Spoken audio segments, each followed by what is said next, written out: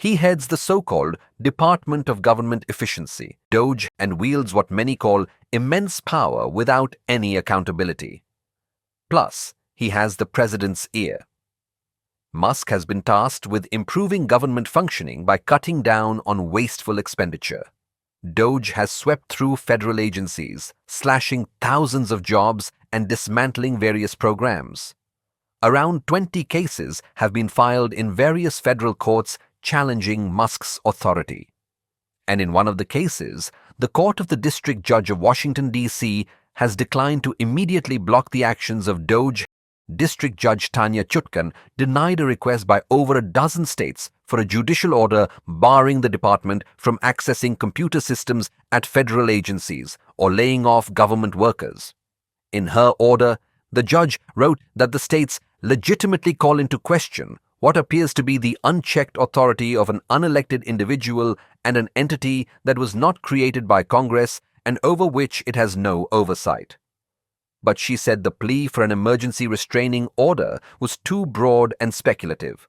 The lawsuit accused Musk's team of unlawfully accessing data at federal agencies and directing a purge of some of the country's 2.3 million federal workers. With resentment against his actions growing, Musk justifies his role. "I am to give the president tech support," he says.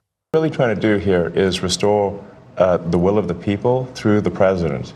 And what we're finding is that there's an unelected bureaucracy. Speaking of unelected, there's a vast federal bureaucracy that is implacably opposed to the president and the cabinet. If the will of the president is not implemented, and the president is representative of the people, that means the will of the people is not being implemented. And that means we don't live in a democracy, we live in a bureaucracy. And so I think what we're seeing here is the thrashing of the bureaucracy as we try to restore democracy and the will of the people. Musk says the goal is to cut down on $1 trillion in wasteful government spending, else America will go bankrupt.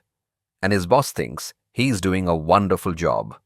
But they're finding things like that. They're finding things far worse than that. And they're finding billions, and it will be hundreds of billions of dollars worth of fraud.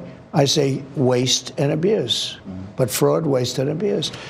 And he's doing an amazing job.